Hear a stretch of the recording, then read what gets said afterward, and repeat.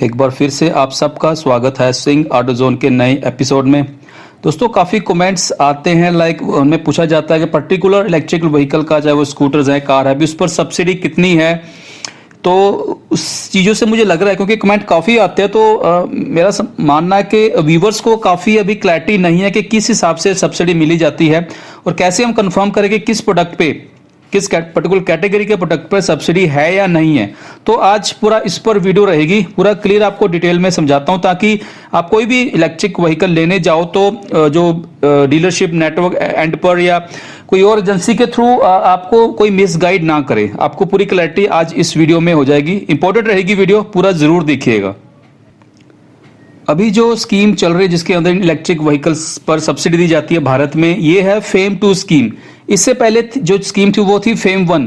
Fame 1 में even जो लो speed scooter थे जिनकी स्पीड कम है, या इवन लेड एसिड बेस्ड जो इलेक्ट्रिक व्हीकल्स थे, इलेक्ट्रिक स्कूटर जो भी, उन सब पर सब्सिडी थी। लेकिन अब जो प्रेजेंट स्कीम है, फेम 2 स्कीम जिसको कहा जाता है, उसमें सिर्फ एक पर्टिकुलर क्राइटेरिया है, मैं आपसे आगे शेयर करता हूं। और साथ में जो लेड एसिड बैटरीज है उस पर सब्सिडी नहीं है, सिर्फ लिथियम आयन बेस्ड बैटरीज पर सब्सिडी है। आप इस बात को ख्याल रखिए। अगर कोई आप lead based battery based electrical vehicle लेते हो, कोई इलेक्ट्रिक स्कूटर लेते हो और एजेंसी वाला कोई कहे कि भाई इस पर सब्सिडी है, तो सीधी सी बात है, वो झूठ बोल रहा है। लेड एसिड बेस्ड बैटरीज पर सब्सिडी नहीं है जो ये स्कीम चल रही है, जिसको कहेंगे हम फेम 2 स्कीम। पहले बात करते हैं इलेक्ट्रिक टू व्हीलर, यानी इलेक्ट्रिक स्कूटर, इलेक्ट्रिक मोटरसाइकिल, जिसको L1 या L2 कैटेगरी कहा जाता है। इसमें जो क्राइटेरिया है सब्सिडी का वो है, बेशक आप नोट कर लीजिए पॉइंट्स को। जो मिनिमम रेंज है इन स्कूटर्स की या बाइक की होनी चाहिए 80 किलोमीटर की रेंज होनी चाहिए मिनिमम। इसके अलावा जो मैक्सिमम स्पीड है, आपको जो मैक्सिमम कह लीजिए, या एक जो क्राइटेरिया रिक्वायर्ड है स्पीड का, वो है 40 किलोमीटर। अगर 40 किलोमीटर से कम इनकी मैक्सिमम स्पीड रहेगी तो उस गाड़ी पर तो समझिए कि सब्सिडी नहीं है। और साथ में जो बैटरी कैपेसिटी है उस पर कहा गया है वो रहेगी मैक्सिमम 3 किलोवाट आवर। बेशक कैपेसिटी ज्यादा हो, लेकिन जो आपको सब्सिडी मिलेगी वो 3 किलोवाट आवर तक ही मिलेगी, और ये 10,000 पर किलोवाट के हिसाब से रहती है। यानी कि आपको इलेक्ट्रिक स्कूटर या इलेक्ट्रिक मोटरसाइकिल पर मैक्सिमम 30,000 तक की सब्सिडी मिल सकती है, बेशक उसकी बैटरी पावर 3 किलोवाट आवर से भी ज्यादा हो। तो यहां पर यह कैपिंग की गई है। तो आपने ख्याल रखना कि जो लो स्पीड स्कूटर है, जिनकी स्पीड टॉप स्पीड जो 40 किलोमीटर से कम है, या lead acid based battery based जो इलेक्ट्रिकल व्हीकल्स हैं, उन पर सब्सिडी आज की डेट में नहीं है। इसके बाद जो बड़ा सेगमेंट है वो इलेक्ट्रिक रिक्शाज, उसमें मिनिमम रेंज 80 किलोमीटर की रखी गई है।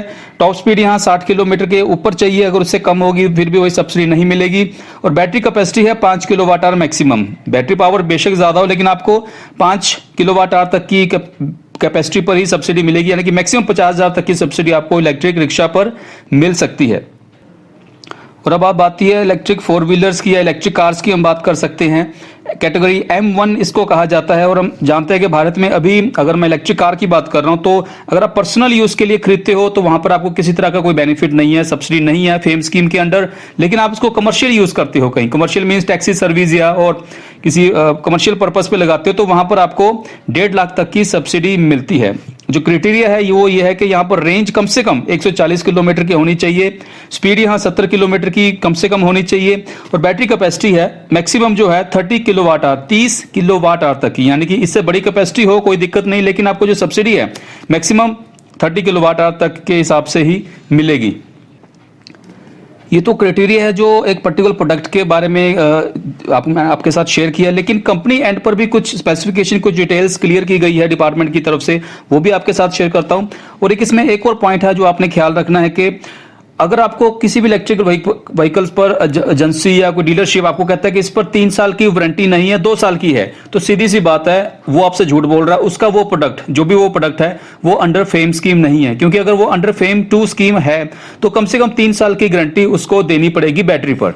आपको इस बात का ख्याल रखना, ये बहुत इंपॉर्टेंट पॉइंट है। अगर वो 3 साल से कम दे रहा है, मीन्स वो अंडर सब्सिडी वो प्रोडक्ट नहीं आ रहा है, अंडर फेम 2 स्कीम वो प्रोडक्ट अप्रूव नहीं किया गया है। इसके अलावा कुछ और कंपनी एंड पर जो क्लियरिटी है वो आपके साथ शेयर करता हूं कि कम से कम 50% लोकलाइजेशन होना चाहिए। जो भी वो प्रोडक्ट बना रहे हैं, 2 व्हीलर, 3 व्हीलर, 4 व्हीलर, 50% वो मेड इन इंडिया प्रोडक्ट होना चाहिए।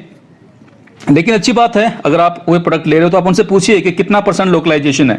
कम से कम 70% होना चाहिए मेरे हिसाब से। उसके ऊपर कुछ प्रोडक्ट ऐसे हैं, कुछ कंपोनेंट ऐसे हैं, लाइक सबसे बात करें जो सेल है, बैटरी सेल, वो बिल्कुल बाहर से आ रहा है। टोटल इंडिया में अभी इनकी इसको नहीं बनाया जा रहा है, बट बिल्कुल आगे चलकर ये भी बनेंगे, इन पर काम हो रहा है। मुझे उम्मीद है कि नेक्स्ट ईयर तक इनकी प्रोडक्शन इंडिया में स्टार्ट हो जाएगी। काफी बड़े स्टार्टअप ऐसे हैं जो इस पर काम कर रहे हैं मेन स्ट्रीम के अलावा। एक तो हो गया कि लोकलाइजेशन इनके लिए जरूरी है 50%, लेकिन आप वो प्रोडक्ट खरीदिए जिसमें 70% लोकलाइजेशन हो। इसके अलावा एक ये है कि जो भी इनका फैक्ट्री प्राइस रहेगा प्रोडक्ट का, उसका 20% तक ही सब्सिडी प्रोवाइड की जाएगी। वो देखते हैं, वो गवर्नमेंट के हिसाब से चलता है कि आप 20% में से कौन सा जो कम रहता है, या 10% जो दूसरा इनका क्राइटेरिया था कि 10,000 पर किलोवाट आवर, एक क्राइटेरिया ये हो गया। एक प्रोडक्ट के एक एजेंसी के एंड पर, एक कंपनी के एंड पर है कि मैक्सिमम 20% तक की आपको सब्सिडी दी जाएगी। इसके अलावा सबसे जरूरी है कि जो भी इलेक्ट्रिकल व्हीकल्स हैं उनमें रीजनरेटिव ब्रेकिंग और स्टार्ट स्टॉप सिस्टम उसमें होना चाहिए। ये कंपलसरी है, दोनों पॉइंट्स, आप इसका भी ख्याल रखिए।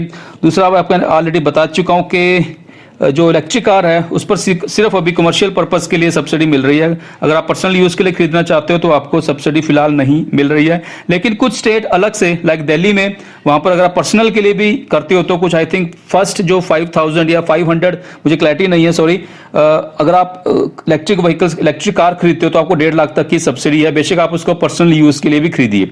तो ये एक अच्छा मौका है, कई स्टेट्स अच्छा ऑफर दे रही हैं, आपको उसका बेनिफिट उठाना चाहिए।